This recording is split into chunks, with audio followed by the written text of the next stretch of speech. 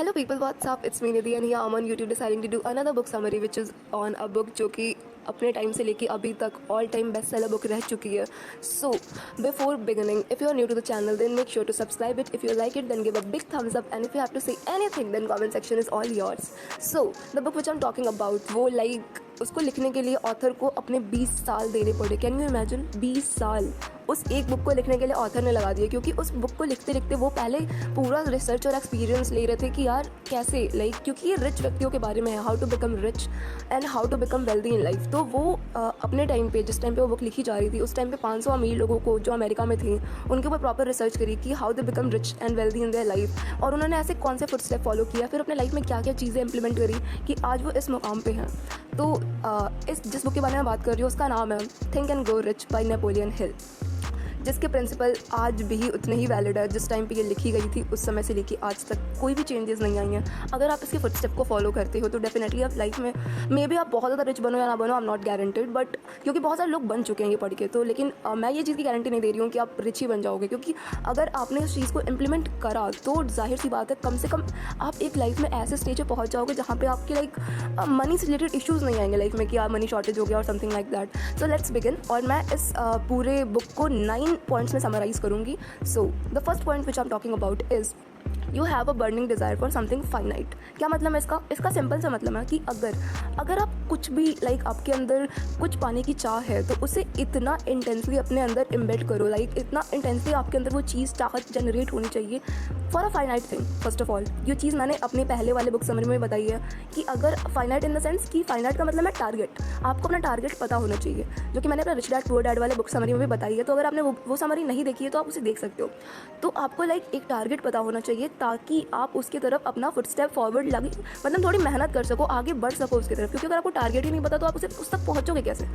And now moving to the second point, जो कि ये है कि you have to have a faith in your desire, in your dream, because बाकी दुनिया तो है ही आपको वो बोलने के लिए कि यार ये तो पागल है, ये तो बेवकूफ़ है. लेकिन आप अगर खुद ही अपने ड्रीम को उतने इंपॉर्टेंस नहीं दोगे, उसका मजाक उड़ाओगे या फिर उसमें थोड़ी सच्चाई या फेथ नहीं दिखाओगे तो दूसरे लोग तो हैं ही ना, वो तो करेंगे ही और फिर आप उस चीज़ को अचीव नहीं कर पाओगे.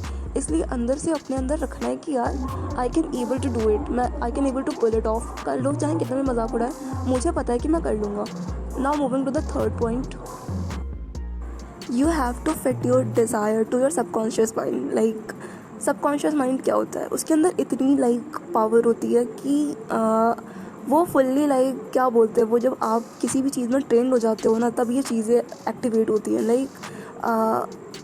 कोई भी एग्जांपल ले लो कि अगर मैं भी लिखना स्टार्ट करती हूँ कोई भी चीज़, अगर मुझे अभी ABCD को लिखने का दे दे तो मैं आँख बंद करके भी शायद उसे लिख सकती हूँ, या फिर आँख खोल के मुझे ना सोचना नहीं है कि बस ऐसे लिख दिया.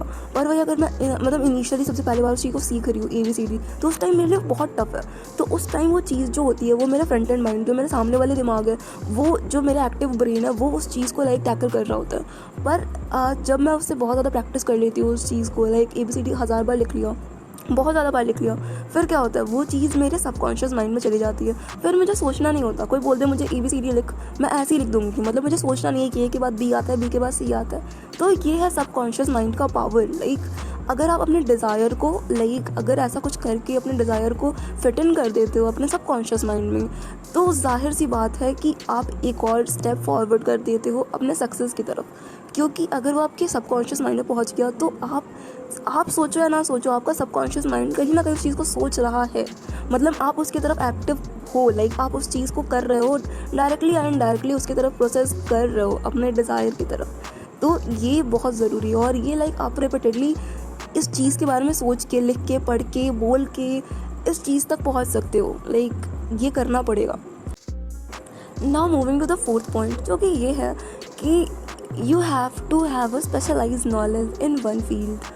इसका क्या मतलब है, इसका मतलब ये है कि एक होती है जनरल नॉलेज, एक होती है स्पेशलाइज्ड नॉलेज. जनरल नॉलेज जो हमें हमारे स्कूल से बचपन से में पढ़ाई जाती है, मतलब SST, साइंस, EVS हर चीज़ पढ़नी होती है, मैथ, संस्कृत सारी चीज़ें पढ़नी होती है. और एक होती है स्पेशलाइज्ड नॉलेज, जैसे कि मैंने सिर्फ मैथ्स उठाया और मैं मैथ्स में ही एकदम इन डेप्थ चली गई बचपन से ही लेके अभी तक. तो अगर कोई बंदा या बंदी अगर बचपन से ही किसी एक फील्ड को पकड़ के उसकी तरफ मेहनत करता है और एक बंदा जो हर फील्ड में नॉलेज थोड़ा थोड़ा ले रहा होता है, तो आप खुद सोचो किसके पास ज़्यादा नॉलेज होगी. और अच्छी नॉलेज होगी, वो जाहिर सी बात है जिसके पास स्पेशलाइज नॉलेज है। क्योंकि आप अगर जनरल नॉलेज लेते हो तो आपके पास जाहिर सी बात है थोड़ी थोड़ी नॉलेज होगी हर चीज़ के बारे में, लेकिन आप उससे कुछ बहुत अच्छा क्रिएट नहीं कर सकते क्योंकि वो उतनी ज़्यादा आपको एडवांस नॉलेज नहीं दे रही होती है, ठीक है, कुछ बहुत ज़्यादा आउटपुट नहीं मिल रहा होता। इसलिए कोशिश ये करनी चाहिए कि हम स्पेशलाइज नॉलेज लें, और स्पेशलाइज नॉलेज जो होता है वो कोई टीचर या फिर कोई आपके स्कूल के स्टाफ, कॉलेज के मेंबर या कॉलेज के प्रोफेसर्स नहीं दे रहे होते, वो आपके अंदर की चीज़ होती है। लाइक आपका डिज़ायर आपको किस तरह पॉइंट आउट करता है, आप खुद से उसकी तरफ कितने एक्टिव हैं, कि आपका सबकॉन्शियस माइंड जो होता है अगर वो एक्टिव हो गया तो वो खुद आपसे काम कराएगा। आप खुद ही वीडियोस देखने लगोगे, कहीं ना कहीं से कुछ ना कुछ इफेक्टिव पढ़ने लगोगे, कुछ ना कुछ ब्लॉग्स देखने लगोगे, जो भी चीज़ें, बुक्स पढ़ने लगोगे, PDF देखने लगोगे, वो सब चीज़ें आपका सबकॉन्शियस माइंड आपको कराता है।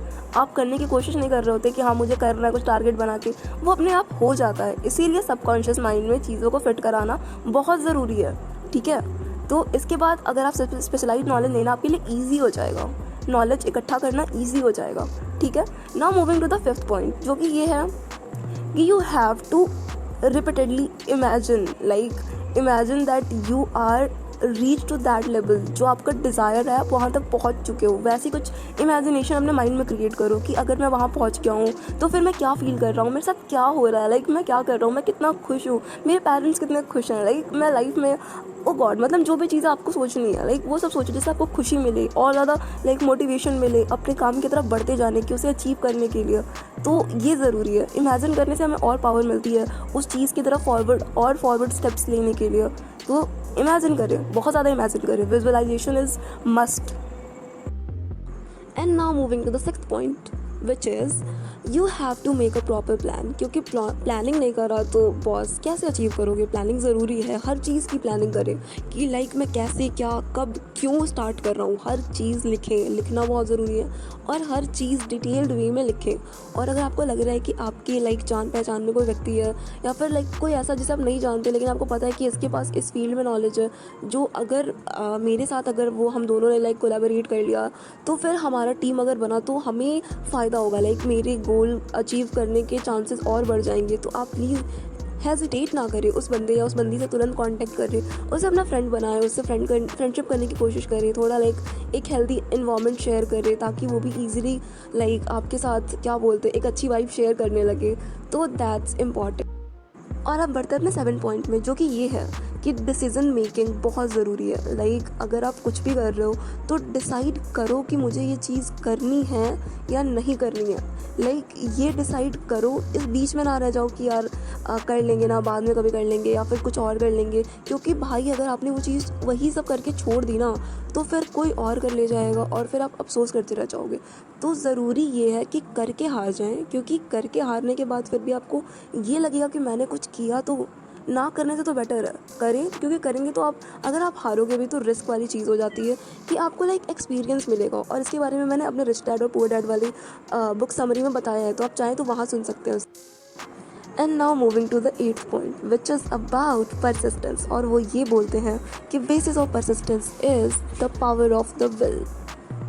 इसका मतलब कि लाइफ में कितनी भी डिफ़िकल्टियाँ आए, कितनी भी अजीब से अजीब, बुरी से बुरी, अच्छी से अच्छी सिचुएशन हो, आप अपने डिज़ायर की तरफ वर्क करते रहें, आगे बढ़ते रहें और उसके तरफ मेहनत करते रहें। ये बहुत ज़रूरी है। आप इसे छोड़ ना दें, उसे मुँह मोड़ ना लें, हमेशा आगे बढ़ते रहें, ये ज़रूरी है।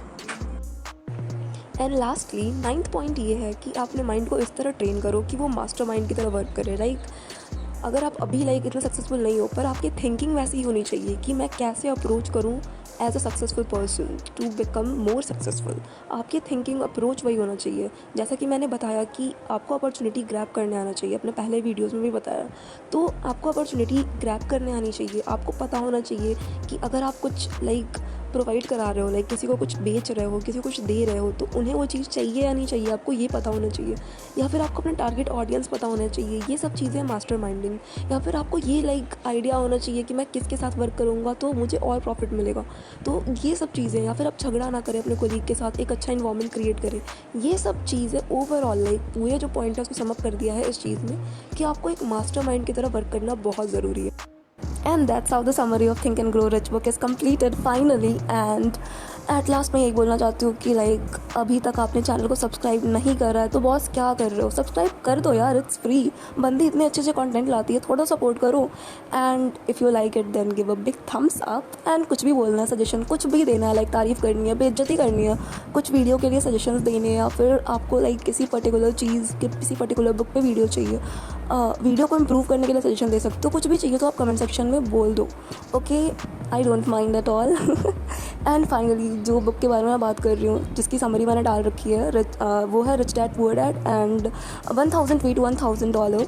इन दोनों की समरी में डाल रखी है मैंने अपने चैनल पे, तो अगर आपने वो नहीं देखी तो आप वो भी देख सकते हो। अदरवाइज़ मैं उसका लाइक लिंक जो है डिस्क्रिप्शन में डाल दूँगी, वहाँ से चेकआउट कर लो, देख लो, बिकॉज इट्स फ्री, आपकी नॉलेज इंप्रूव ही होगी।